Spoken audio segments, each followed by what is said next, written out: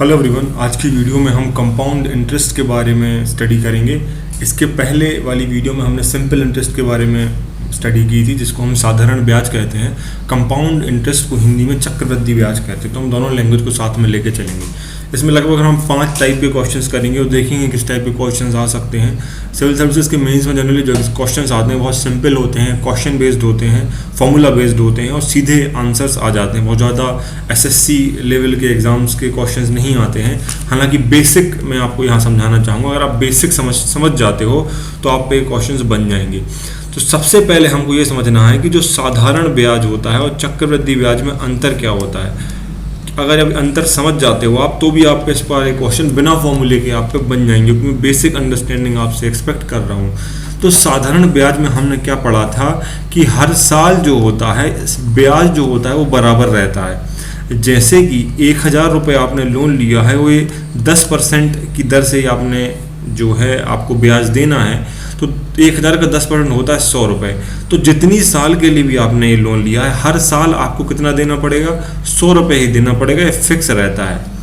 बात समझ रहे हैं आप? तो ये जो मूलधन है, जो प्रिंसिपल है, उस पर जो ब्याज होता है साधारण ब्याज, वो फिक्स रहता है। तो सपोज मैं 3 साल का मान के चल रहा था, तो 3 साल में कितना हो गया? 300।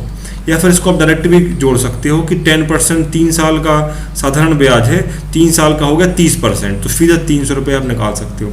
तो बात ये है कि चक्रवृद्धि ब्याज में अंतर क्या होता है। तो सामान्यतः आप ध्यान रखना इस चीज़ को कि कंपाउंड इंटरेस्ट जो होता है, कंपाउंड और चक्रवृद्धि का मतलब ये होता है कि यहाँ पर मूलधन पर ब्याज लग रहा था। कब?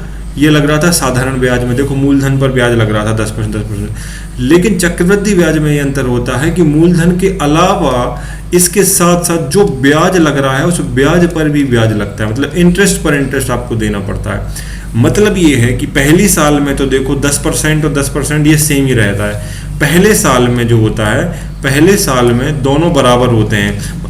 मतलब सिंपल इंटरेस्ट और कंपाउंड इंटरेस्ट जो होते हैं पहले साल के लिए बराबर होते हैं। लेकिन दूसरे साल के अंतर ये आ जाता है कि जो मूलधन है उस पर तो 10% ब्याज लगेगा ही लगेगा।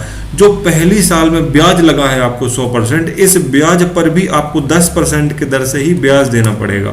तो 100 रुपये अगली साल मूलधन का ब्याज होगा और ये 100 रुपये जो है इस पर 10% जो होगा 10 रुपये, ये ब्याज भी आपको देना पड़ेगा। और ये हर साल जो है इस ब्याज का फिर 10% अगली साल देना पड़ेगा, इसका भी अगली साल देना पड़ेगा। तो कंपाउंड में क्या होता है, चीज़ें इकट्ठी होती हैं। मूलधन प्रिंसिपल के साथ साथ आपको इंटरेस्ट पर भी इंटरेस्ट देना पड़ता है, इसलिए ये बड़ा किसको कंपाउंड बोलते हैं। इसलिए जो दुनिया का एक अजूबा कंपाउंड इंटरेस्ट को बोला जाता है कि अगर आप कंपाउंड इंटरेस्ट से आपको इंटरेस्ट मिलता है तो आप बहुत ही अमीर हो जाते हैं। इसीलिए लोग जो होते हैं SIP वगैरह जो होते हैं, सिस्टमेटिक इन्वेस्टमेंट प्लान्स होते हैं, उनको बहुत प्रमोट करते हैं कि अब हर साल जो है पैसे जमा करना शुरू करें। SIP की बहुत सारी म्यूचुअल फंड वाली पॉलिसी होती हैं कि हर महीने आप उसमें इकट्ठे करते हैं। तो हर साल जो है 20 साल बाद आप देखेंगे तो आपकी पता चला 25 गुना या 30 गुना आपको पैसे वापस मिलेंगे।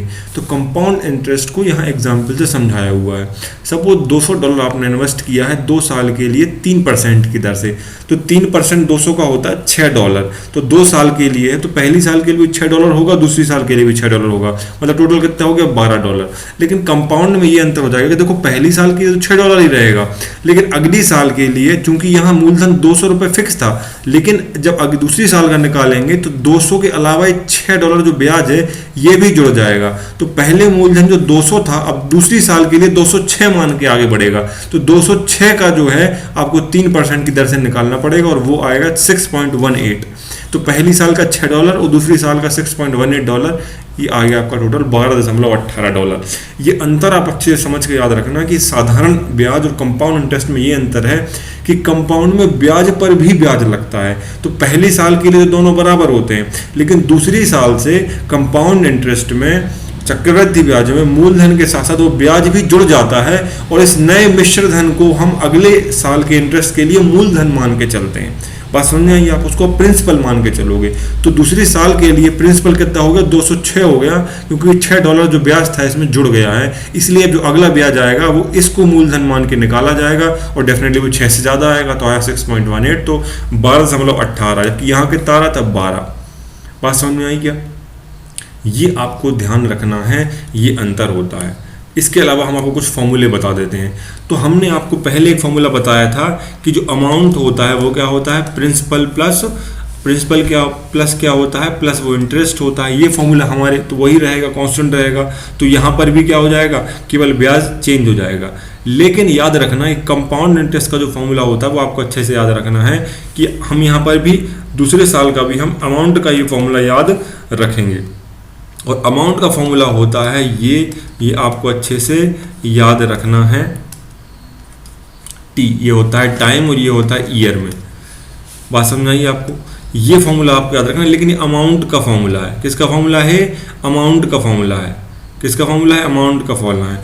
तो अपन को आपको यदि मल्टीप्लिकेशन में पी भी है तो ए हो गया आपका मिश्र धन, पी हो गया आपका मूलधन प्रिंसिपल, और आर हो गया आपका रेट, और टी हो गया आपका टाइम। अब ईयर में क्या होगा, हम देखेंगे कि ईयरली है, वार्षिक दर से है, या क्वार्टरली है या फिर हाफ ईयरली है। ये हमको ध्यान रखना पड़ेगा क्योंकि इसके हिसाब से इसमें चेंज आएगा। लेकिन बेसिक फॉर्मूला यही रहेगा। लेकिन ये तो हो गया भाई अमाउंट का। लेकिन अपन को क्या निकालना है? अपन को निकालना है क्या? अपन को सपोज ब्याज निकालना है। तो किस में? ए में से पी माइनस कर देंगे। तो ए का फॉर्मूला तो यही है। तो अपन मान लो कि इंटरेस्ट निकालना है तो अपन क्या करेंगे? ए माइनस पी।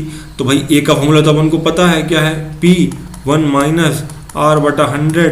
इसकी यहाँ कभी एन भी रख देते हैं, टी बी में रखना माइनस पी, यहाँ से पी अपन कॉमन ले लेंगे। तो नया फॉर्मूला क्या हो गया? पी बाहर 1 प्लस आर की पावर 100 ओवर टी माइनस 1। ये हो गया हमारा किसका फॉर्मूला? सी आई का फॉर्मूला। किसका फॉर्मूला हो गया? सी आई का फॉर्मूला। ये हमको मिल जाता है यहाँ पर, वो हमने लिख दिया है। सीधा आपको याद रखना है कि मिश्र धन जो है अमाउंट का फॉर्मूला हो गया P equal to P 1 plus R by 100 की पावर आर या टी या जो भी आप याद रखना चाहो। और सी आई में से क्या करना पड़ेगा अपन को? P माइनस करना पड़ेगा। तो ये माइनस का फॉर्मूला हुआ। यहाँ पर जो T है ना, ये 1 साल के लिए है। मतलब ईयरली आपको जब ब्याज देना पड़ रहा है, ध्यान रखना आप। ईयरली मतलब साल में एक बार ब्याज काउंट किया जाएगा। अगर हाफ ईयरली बोल दे तो आपको 6-6 महीने में यही काउंट करना पड़ेगा। बात समझ आ रही है आपको? 6-6 महीने मतलब एक साल में 2 बार ब्याज देना पड़ेगा। अगर तिमाही होगी तो 4 बार देना पड़ेगा। तो ये फॉर्मूला किस तरीके से चेंज हो जाएगा, ध्यान रखना। अगर 6 माही में अगर आपको हर 6 मंथ में ब्याज देना पड़ता है तो आर हो जाएगा आधा और जो टी है वो हो जाएगा दुगना। बात समझ रहे हो आप? ये हो जाएगा हाफ ईयरली के लिए। हाफ ईयरली के लिए क्या हो जाएगा? आर हो जाएगा आधा और टी हो जाएगा दुगना। इसी प्रकार से अगर क्वार्टरली होगा तो क्वार्टर कितने होते हैं? 4 होते हैं, ठीक है ना। तो आर हो जाएगा कितना? आर हो जाएगा बाई 4 और ये हो जाएगा 4t। ये बात आपको अच्छी बात रखना। इस तरीके से चेंज होते हैं। तो ये फॉर्मूले में आप सीधे वैल्यू रखोगे। अगर फॉर्मूला आपको पता है तो आंसर बन जाएगा आपसे। या फिर 3 मार्कर में पूछेगा या 5 मार्कर में पूछेगा तो सीधे फॉर्मूला बेस्ड क्वेश्चन ही आएंगे। तो आपको सीधे लगा देना है। इसके अलावा कुछ और क्वेश्चंस बनते हैं टाइप के। वो ये बनते हैं कि हर साल के लिए ब्याज दर अलग अलग होती है। पहली साल में मान लो R1 रेट से लोन दिया गया है, दूसरी साल के लिए R2 से दिया गया, तीसरी साल के लिए R3 से लिया गया है। आपको पूछेगा 3 साल बाद जो है वो आप कंपाउंड इंटरेस्ट बताइए। तो कंपाउंड इंटरेस्ट के लिए सीधा फॉर्मूला लगा दोगे। मूलधन लगाया ही था हमने, P1 plus R1 into R2 into R3। ये फॉर्मूला भी इंपॉर्टेंट है, इससे क्वेश्चन आ सकते हैं। अब हम सीधे क्वेश्चंस करेंगे। अब आपको भी फॉर्मूला लगा कर क्वेश्चंस आंसर करना चाहिए। एक और दिक्कत वाली बात यहाँ ये होती है कि कंपाउंड इंटरेस्ट से क्वेश्चन इसलिए भी थोड़े कॉम्प्लेक्स हो जाते हैं और आपसे 5 मार्क्स से पूछे जा सकते हैं क्योंकि यहाँ पर कैलकुलेशन थोड़ा सा टफ हो जाता है क्योंकि पावर में चली जाती है चीज़ें। लेकिन अगर आप लगभग में भी आंसर लगाओगे तो सही माना जाएगा। तो आप स्टेप्स पर बहुत ध्यान रखना और सही फॉर्मूला लगाना। आपसे पूछा है कंपाउंड इंटरेस्ट। तो कंपाउंड इंटरेस्ट का हमने क्या पढ़ा था? A minus P. तो हमने कौन सा फॉर्मूला याद किया था सेम के लिए? हमने पढ़ा था ये 1 प्लस आर बटा 100 टी माइनस 1, यही पढ़ा था ना। अब यहाँ देखो क्या दिया है आपको, यही तो पूछा 2000 रुपये का। तो पी कितना दिया है? 2000, तो 2000 रख दिया हमने। 1 प्लस आर कितना दिया है? 5%, तो 5% बटे 100 हो गया। टी कितना दिया है? 3 साल माइनस 1 हो गया आपका। इसको अब आपको सॉल्व करना है। तो सॉल्व कर दो, 5 से ये 20 हो गया। तो यहाँ पर ये मल्टीप्लाई क्या हो गया 2000 का। इसको आप नीचे आएगा, ऊपर जाओगे तो 20 प्लस 1 हो जाएगा, मतलब 21 divide by 20 power cube minus 1। इसको सॉल्व करना पड़ेगा। मैंने बताया था कि थोड़ा सा आपको कैलकुलेशन का ध्यान रखना पड़ेगा। तो यहाँ पर आप ध्यान रखोगे तो यहाँ पर आंसर क्या आएगा भाई? ये आ गया 21 का क्यूब माइनस 20 का क्यूब माइनस डिवाइड बाई 20 का क्यूब। तो यहाँ पर देखिए याद कैलकुलेट कर लो आप। तो 2000 आ गया इंटू 21 का क्यूब होता है 9261 माइनस 8000 होता है 20 का क्यूब डिवाइड बाय 8000, ठीक है ना।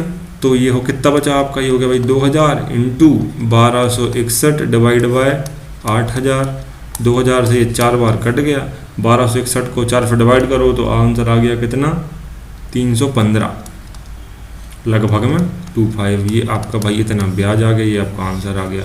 ऐसे स्टेप्स में सॉल्व करोगे तो आपको जो है फुल मार्क्स मिलेंगे। याद रखना, आप मेंस में लिखने के लिए आता है तो आपको स्टेप वाइज ही चलना पड़ेगा।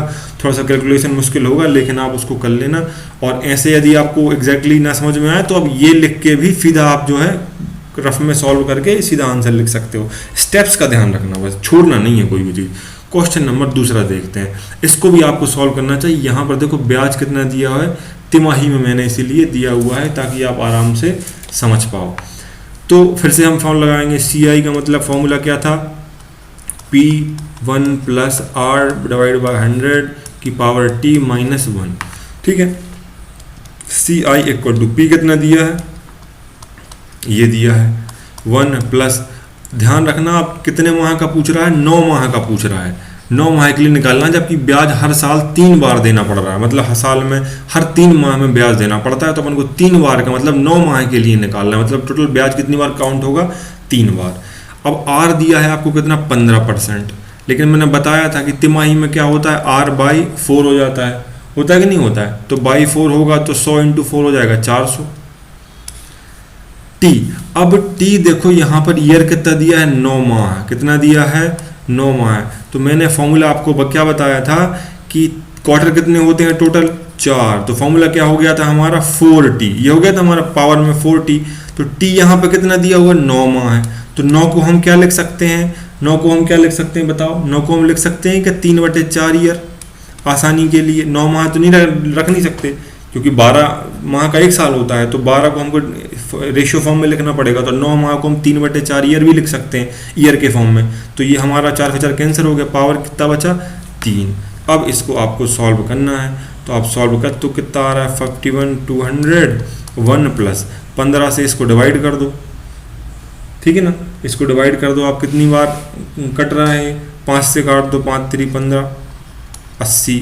तो ऊपर यहाँ पर कितना बचा, 1 प्लस 3/80 की पावर क्यूब। इसको सॉल्व करो आप तो कितना बचेगा, 80 की पावर क्यूब इंटू ये तो है ही हमारा 502। इसको आप आगे सॉल्व करो, इसको आपको थोड़ा कैलकुलेट करना पड़ेगा, कैलकुलेट कर लोगे उसमें कोई दिक्कत नहीं है। तो आपका अमाउंट आ रहा है 57178, इतना आएगा आपका क्या, ये आएगा आपका क्या तो आप इसमें सीधा लगा दो तो भी कोई दिक्कत नहीं है, ठीक है ना। तो ये वैसे अमाउंट का फॉर्मूला लगा दोगे, इसमें से माइनस करना पड़ेगा आपको, क्या ये करना पड़ेगा आपको 51200, क्योंकि यही तो है हमारा आपका जो प्रिंसिपल। इसमें इसको माइनस कर दोगे आप तो आंसर कितना आ गया, 5978। ये आपका रुपए में आंसर आ जाएगा। ये है ब्याज, ठीक ना। हालांकि इसमें आपको सही तरीका ये है कि आपको जो -1 वाला फॉर्मूला नहीं, सीधा ही आप अमाउंट वाला फॉर्मूला लगाओ। तो ये आ गया आंसर आपका, अमाउंट में कितना, ये अमाउंट आ गया, माइनस इसमें से आप प्रिंसिपल कर दोगे तो आपका आंसर क्या आ गया। ये ऐसे भी कर सकते हो, किसी भी तरीके से कर लो, आंसर सेम आएगा, कोई दिक्कत नहीं है। बस ये वैल्यू फिट करना आपको सही तरीके से आना चाहिए क्वार्टरली और हाफ ईयरली में। अगर सपोज ये ब्याज जो है 6 माही होता, हालांकि यहाँ 9 माह दिया है तो 6 माही नहीं होता क्योंकि मुश्किल हो जाता, कॉम्प्लेक्स हो जाता, तो तिमाही ठीक है। अगर सपोज यहाँ 1 साल होता और यहाँ पर दिया होता 6 माही, तो 6 माही में क्या हो जाता है, R/2 हो जाता है, 2 × T हो जाता है। तो इस तरीके से आपको सॉल्व करना पड़ेगा, इस तरीके से आप जो है क्वेश्चंस आप पे बन जाएंगे। अगला क्वेश्चन, किसी मूलधन पर यहाँ आपको P नहीं बता है, P पूछा गया है, ठीक है ना। P मतलब नहीं दिया गया है, तो अब टाइम कितना दिया हुआ है, 2 साल, 2 ईयर दिया हुआ है। R कितना दिया हुआ है, R दिया हुआ है आपको 5%, और साधारण ब्याज जो है ये आ रहा है 200 रुपये। देखो बिना फॉर्मूले के भी सॉल्व कर सकते हो, कोई दिक्कत नहीं है। अब थोड़ी सी समझदारी से आप काम लो, अगर आपको कंसेप्ट समझ में आ गया। चक्रवृद्धि ब्याज CI पूछा है, देखो ऐसा ही दिया है, CI पूछा है, साधारण ब्याज दिया है, कंपाउंड इंटरेस्ट आपसे पूछा गया है। P भी हमको नहीं पता है, कोई दिक्कत नहीं। हमको पता होता है कि साधारण ब्याज में क्या होता है, सीधे सीधे जो ब्याज जो रेट होती है वो जुड़ जाती है। 5% रेट है 1 साल के लिए, कितने साल के लिए, 1 साल के लिए। तो 2 वर्षों के लिए कितनी हो जाएगी, 2 साल के लिए कितनी हो जाएगी, 10%। सीधा सीधा होता है, क्योंकि कंपाउंड तो सीधा सिंपल तो सीधा जुड़ जाता है। जब 1 साल की 5% है तो 2 साल की कितनी हो जाएगी, 10%। 10% आपको कितना दिया हुआ है फादर में, 200 रुपये। तो 100% मतलब कितना हो गया, 2000 रुपये। ये क्या है हमारा 2000 रुपये, ये आ गया आपका प्रिंसिपल। प्रिंसिपल कितना दिया हुआ है, मतलब 2000 रुपये दिया हुआ है। तो 2000 रुपये में अब आपको 2 साल के लिए कंपाउंड इंटरेस्ट निकाल लेना। क्वेश्चन सॉल्व हो गया है सीधा सीधा, ठीक है ना। 2000 रुपये के लिए आपको 2 साल हो गए हैं, रेट आपको 5% है। ये आपका टी हो गया, ये आपका आर हो गया। आपसे सी आई पूछा है, सीधा फॉर्मूला लगा दो। सीधा फॉर्मूला नहीं लगाना तो सीधे भी कर सकते हो। सीधे कैसे करोगे, देखो आप क्या होता क्या है एक्चुअली। सब कंपाउंड इंटरेस्ट में क्या कर रहे थे हम, 2000 में 1 साल में 100 रुपये ब्याज मिल रहा था। ये 2000 रुपये 1 साल का, फिर अगली साल फिर दोगे, फिर 2000 रुपये पर कितना मिलेगा ब्याज, 100 रुपये। 100 रुपये, तो 2 साल में टोटल ब्याज कितना हो गया था, 200 रुपये। यही क्वेश्चन में दिया है। लेकिन कंपाउंड इंटरेस्ट में क्या होता है, इसके अलावा इस पर भी ब्याज मिलता है। तो 2000 का 100 रुपये तो हो गई, लेकिन इस ब्याज का अगले बाद फिर 5% के हिसाब से आपको ब्याज लगेगा, ठीक है ना। तो 5% कितना होता है इसका, 5 रुपये। कितना होता है, 5 रुपये। यही तो आपसे पूछा जा रहा है। तो आपको बोल रहा है कि आपको सीधा सीधा 5% के हिसाब से आपको जो आगे भी आप कैलकुलेट कर सकते हो। जब उतने निकाल सकते हो आप, तो इसका भी निकाल सकते हो, 205 रुपये। तो ये पहली बार 100 हो गया, दूसरी बार देगा तो 205 हो जाएगा। तो कितना हो जाएगा, 2100 रुपये हो जाएगा अगली साल के लिए। 100 रुपये को ब्याज को जोड़कर इसका 5% जोड़ दो आप। इसका 5% कितना आएगा, इसका 5% निकालो, 10% हो गया 210 और 5% हो गया 105 रुपये। तो पहली साल का ब्याज 100 रुपये और दूसरी साल का ब्याज 105 रुपये, टोटल कितना हो गया, 205 रुपये। ये आपका आंसर आ गया, बिना सॉल्व किए, बिना फॉर्मूले लगाए। बात समझ आई ना आपको कैसे किया। देखो क्या कह रहा है क्वेश्चन कि 2000 रुपये को साधारण ब्याज से देते हो जब आप 5% के हिसाब से, तो 1 साल में कितना आया, 1 साल में आया 100 रुपये। दूसरी साल में कितना आया, इसमें भी 100 रुपये आया। तो टोटल कितना हो गया, 200 रुपये। ये तो हो गया साधारण ब्याज। क्या हो गया, ये सिंपल इंटरेस्ट हो गया। लेकिन जब कंपाउंड इंटरेस्ट की हम बात करते हैं तो 2000 के ऊपर पहली साल तो बराबर होता है भाई, 1 साल में तो बराबर ही होता है। तो ये तो 100 रुपये ही रहा। लेकिन अगली साल के लिए ये मूलधन कितना हो गया, 2000 के अलावा इस ब्याज पर भी ब्याज मिलेगा। तो मूलधन तो हमारा 2000 फिक्स था, लेकिन पहली साल का ब्याज 2100 हो गया। तो अभी 2100 को हम मूलधन मान के फिर 5% के हिसाब से लेंगे। तो जब इसको 5% हम ब्याज निकालेंगे तो कितना आ जाता है, 105 आ जाता है 2100 का 5%। तो टोटल ब्याज कितना हो गया, 205 हो गया। यही तो आपसे पूछ रहा है। तो सीधे भी कर सकते हो आप, बिना फॉर्मूले लगाए। अगर 3 मार्कर में आए तो सीधे कर देना, अगर वैसा आए तो वैसे कर देना। ये क्वेश्चंस कुछ इस टाइप के क्वेश्चंस भी आते हैं। तो उसका मैंने आपको फॉर्मूला लिख दिया, ये फॉर्मूला लगाओगे आप। कई बार क्या होता है, CISI मान लो 3 मार्कर में पूछ लिया है क्वेश्चन, तो आपको सीधा फॉर्मूला लगा देना है। कई बार आपको जो है ये मनीटरी वैल्यू दे देता है कि चक्रवृद्धि ब्याज जो है, कंपाउंड इंटरेस्ट दिया हुआ है 51 रुपये, सिंपल दिया है 50 रुपये, रेट पूछ रहा है आपसे। तो सीधा फॉर्मूला लगाना, फॉर्मूले को याद कर लेना कि 51 - 50 डिवाइड बाय हाफ ऑफ 50, मतलब हाफ ऑफ सिंपल, इंटू 100। ये परसेंट में आपका आंसर आ जाएगा। ये कितना बचा, 1/25 इंटू 100 बराबर 4%। ये सीधा आंसर आ गया। इस टाइप के क्वेश्चन मैंने देखे जो आए हुए हैं, तो इसको आप इस फॉर्मूले से सॉल्व कर सकते हो। बाकी बेसिक कंसेप्ट आप सही रखोगे तो आप इस टाइप के क्वेश्चंस बन जाएंगे। नेक्स्ट क्वेश्चन करके देखो, इसको बिना फॉर्मूले के भी कर सकते हो, फॉर्मूले के भी कर सकते हो। फॉर्मूला लेके पहले फॉर्मूले से करके बताते हैं हम, ठीक है ना।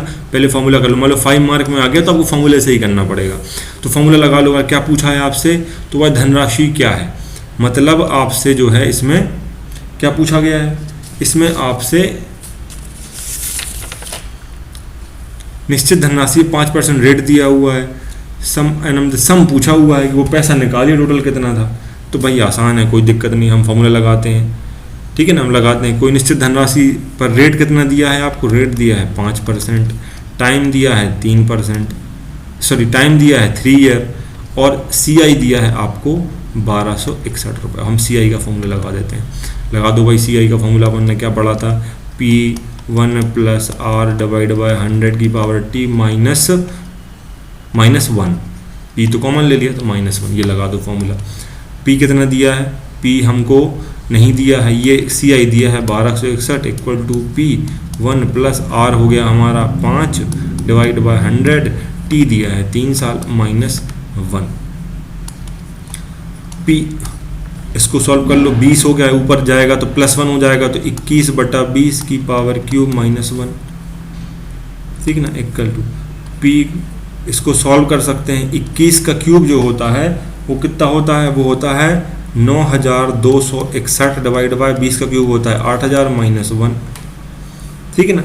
अब इसको सॉल्व करो, -1 को वहाँ ले जाएंगे तो ये 9261 में से 8000 माइनस हो जाएगा, पता कितना 1261 divide by 8000 into P equal to दिया है 1261, 1261 से 1261 कैंसिल हो गया, P बराबर कितना आ गया 8000, सीधा आंसर आ गया। ये आपको स्टेप बाय स्टेप करना पड़ेगा मेंस में लिखने के लिए। अब देखो बिना फॉर्मूले के करने, मान लो 3 मार्कर में आ गया क्वेश्चन, तो 3 आप इसको कैसे करोगे।